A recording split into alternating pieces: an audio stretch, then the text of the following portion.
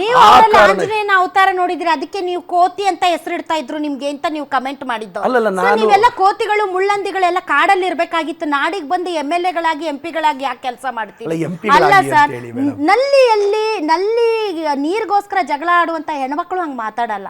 ಆ ತರ ಮಾತಾಡ್ತೀರಿ ನೀವಿಬ್ರು. ನೀನ್ ಮುಳ್ಳಂದಿ, ನೀನ್ ಕೋತಿ, ನೀನ್ ಅದು, ನೀನ್ ನಾನಲ್ಲ ಮೇಡಮ್. ಪ್ರತಾಪ್ ಸಿಂಹ ಅವರು ನಮ್ಮ ಮಾಜಿ ಸಚಿವರು ಆಂಜನೇಯ ಅವ್ರನ್ನ, ಪ್ರತಾಪ್ ಸಿಂಹ ಆಂಜನೇಯ ಅವರೇ ನಿಮ್ಮ ತಂದೆ ತಾಯಿ ದೈವ ಭಕ್ತರು, ಅದಕ್ಕೆ ಆಂಜನೇಯ ಅಂತ ಇಟ್ಟಿದ್ದಾರೆ, ಇಲ್ಲಾಂದರೆ ಕೋತಿ ಅಂತ ಇಡ್ತಾರೆ ಅಂತ ಅಂದಿದ್ದ.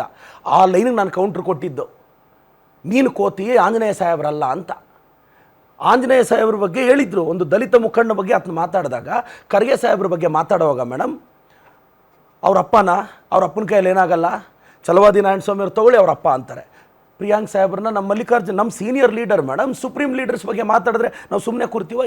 ಸುಮ್ಮನೆ ಕೂರ್ಬೇಕಾಗಿಲ್ಲ, ಹಾಗಂತ ಅವ್ರು ಮಾತಾಡಲೇಬಾರ್ದು. ಮಾತಾಡಿದ್ರೆ ಅವರು ತುಂಬಾ ನಾನೆಲ್ಲಾದ್ರೂ ಅಸಭ್ಯವಾದ ಪದಗಳನ್ನ ನೀವು ಗಮನಿಸಿ. Let us see. ಸ್ವಲ್ಪ ನೀವು ಇಬ್ರು ಮಾತಾಡಿದ್ದು ಕೆಲವೊಂದು ಬೈಟ್ಸ್ ಇದೆ ಸರ್, ಅದನ್ನ ನಾನು ಪ್ಲೇ ಮಾಡೋಣ, ಅಲ್ಲೊಂದು ಕ್ಲಾರಿಟಿ ಸಿಗುತ್ತೆ. Let's play. ಗುದ್ದಾಡಿದ್ರೆ ಗಂಧದ ಜೊತೆ ಗುದ್ದಾಡಬೇಕು ಅಂತ, ಮೈಗೆ ಸುಗಂಧ ಆದರೂ ಅಂಟುಕೊಳ್ಳುತ್ತೆ ಅಂತ, ಹಂದಿಗಳ ಜೊತೆ ಗುದ್ದಾಡಬೇಡಿ ಅಂತ ಹೇಳ್ತೀರಿ, ಆಯ್ತಾ? ಕೆಲವ್ರದ್ದು ಬಾಯೋ ಬಟ್ಲು ಮನೇನೋ ಅಂತ ನಮಗೆ ಅನುಮಾನ ಕಾಡುತ್ತೆ, ಅಂಥವ್ರ ಬಗ್ಗೆ ಎಲ್ಲ ಬಿಟ್ಬಿಡಿ. ನಿಮ್ಮನ್ನು ಆಹ್ವಾನಿಸ್ತಾ ಇದ್ದೀನಿ, ನೀವು ನನ್ನ ಜೊತೆ ಬಹಿರಂಗ ಚರ್ಚೆಯಲ್ಲಿ ಗೆದ್ರೆ ನಾನೇ ನಮ್ಮ ಪ್ರಿಯಾಂಕ್ ಸಾಹೇಬ್ರ ಹತ್ರ ಕರ್ಕೊಂಡು ಹೋಗ್ತೀನಿ ನಿಮ್ಮನ್ನ. ನಾನು CT ರವಿ ಅವ್ರಿಗೆ ಸವಾಲು, ನೀವು ನನ್ನ ಜೊತೆ ಬಹಿರಂಗ ಚರ್ಚೆಗೆ ಬನ್ನಿ, ನೀವು ನನ್ನ ಜೊತೆ ಗೆದ್ರೆ ಪ್ರಿಯಾಂಕ್ ಸಾಹೇಬ್ರ ಹತ್ರ ನಾನು ಕರ್ಕೊಂಡು ಹೋಗ್ತೀನಿ ನಿಮ್ಮನ್ನ. ಮುಳ್ಳಂದಿ ಮುಖ ಇರುವಂತಹ ಕರ್ನಾಟಕದ ಏಕೈಕ ಕಾಮಿಡಿ ಪೀಸು ನಿಮ್ಮಪ್ಪಂಗೆ ಮಾತ್ರ ಹುಟ್ಟಿರೋದಪ್ಪ, ಇನ್ಯಾರು ವಾರಸ್ದಾರ ಅದಕ್ಕೆ ಬರಲ್ಲ, ಆಸ್ತಿ ಕೇಳಕ್ಕೆ ಬರಲ್ಲ. ಆ ಕಾಮಿಡಿ ಪೀಸು ಕರ್ನಾಟಕದಲ್ಲಿ ಒಂದೇ ಇರೋದು, ಅದು ನಿಮ್ಮಪ್ಪ ಮಾತ್ರ ಹುಟ್ಟಿರೋದು. ಆದರೆ ನಮ್ಮಪ್ಪ ಏನಾದ್ರೂ ಕೂಡ ಅವ್ರ ಪ್ರಾಯದಲ್ಲಿ ಚಿಕ್ಕಬಳ್ಳಾಪುರದ ಕಡೆ ಹೋಗಿದ್ರೆ ನೀನು ಭಾಳ ಸುಂದರವಾಗಿ ಹುಟ್ಟುತ್ತಾ ಇದ್ದೆ ನೀನು. ಇರಲಿ ಸರ್, ನಾನು ಒಂದು ನಿಮಿಷ sir, before you proceed. Pratap Simha ಅವರೇ, ನಮ್ಮಪ್ಪ ಏನಾದರೂ ಚಿಕ್ಕಬಳ್ಳಾಪುರದ ಕಡೆ ಬಂದಿದ್ರೆ ಅಂತ ಏನು ಮಾತಾಡ್ತೀರಿ? ಯಾರಿಗೆ ಅವಮಾನ ಮಾಡ್ತಾ ಇದ್ದೀರಿ ನೀವು? ಈಗ ಪ್ರದೀಪ್ ಈಶ್ವರ್ ಅವರ ತಾಯಿನೂ ಒಂದೇ, ನಮ್ಮ ತಾಯಿನೂ ಒಂದೇ, ನಿಮ್ಮ ತಾಯಿನೂ ಒಂದೇ. ನಿಮ್ಮಪ್ಪ ಹೋಗಿ ಅಲ್ಲ್ಯಾಕೆ ಹೋಗ್ಬೇಕಾಗಿತ್ತು? ಅಲ್ಲಿ ಯಾಕೆ ಇನ್ನೊಬ್ಬರನ್ನ ಹುಟ್ಟಿಸ್ಬೇಕಾಗಿತ್ತು? ಯಾರಿಗೆ ಅವಮಾನ ಮಾಡ್ತಾ ಇದ್ದೀರಾ? ನಿಮಗೆಲ್ಲ ಹೇಳೋರು ಕೇಳೋರು ಇಲ್ವಾ? ಒಬ್ಬ ಹೆಣ್ಣು ಅಂದರೆ ಯಾರ ಜೊತೆ ಆದರೂ ಇದ್ದು ಬಿಡ್ಬೇಕಾ? ನಿಮ್ಮಪ್ಪ ಹೋದ್ರೆ ಏನರ್ಥ ಅದು? ಅಂದರೆ ನಮ್ಮಪ್ಪ ಅಲ್ಲಿಗೆ ಹೋಗಿದ್ರೆ ನೀನು ಸುಂದರವಾಗಿ ಹುಡ್ತಾ ಇದ್ದೆ ಅಂತಂದರೆ ಏನರ್ಥ? ಏನು ಸರ್ ಹಂಗಂದ್ರೆ ಏನು?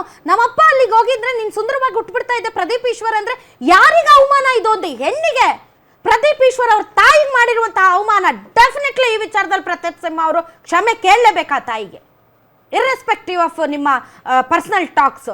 ನಮ್ಮಪ್ಪ ಏನಾದರೂ ಅಲ್ಲಿಗೆ ಬಂದಿದ್ರೆ ಇನ್ನೂ ಚೆನ್ನಾಗಿ ಹುಟ್ಟುತ್ತಾ ಇದ್ದೆ ಅಂದರೆ ನಿಮ್ಮಪ್ಪ ಬಂದು ಅಲ್ಲಿ ಏನು ಮಾಡ್ತಿದ್ರು? ಹೆಂಗೆ ಹುಟ್ಟಿಸ್ತಿದ್ರು? ಒಬ್ಬ ತಾಯಿಗೆ, ಒಬ್ಬ ಹೆಣ್ಣಿಗೆ ಅವಮಾನ ಮಾಡ್ತೀರಾ ನೀವು? ನಿಮ್ಮ ಬಾಯಿ ಚಟಕ್ಕೆ, ನಿಮ್ಮ ತೆವಲಿಗೆ ಹೇಳೋರು ಕೇಳೋರು ಯಾರು ಇಲ್ವಾ ನಿಮ್ಮ ಪಾರ್ಟಿಯಲ್ಲಿ? ನಾನು ನೋಡ್ತಾನೆ ಇದ್ದೀನಿ.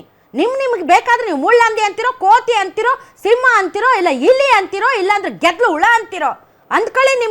ನಿಮ್ಗೆ ಅಪ್ಪನ ಕರ್ಕೊಂಡು ಬರೋದು, ತಾಯಿಗೆ ಅವಮಾನ ಮಾಡ್ತೀರಾ ಎಲ್ಲರೂ ಸೇರಿ. ಏನು ಮಾಡ್ತಾ ಇದ್ದಾರೆ ನಿಮ್ಮ ಪಕ್ಷದಲ್ಲಿ ಎಲ್ಲರೂ? ಮಾತೆತ್ತಿದ್ರೆ ಧರ್ಮ, ಹಿಂದೂ, ತಾಯಿ, ಗೌರವ ಎಲ್ಲೋಯ್ತು ಇವೆಲ್ಲ?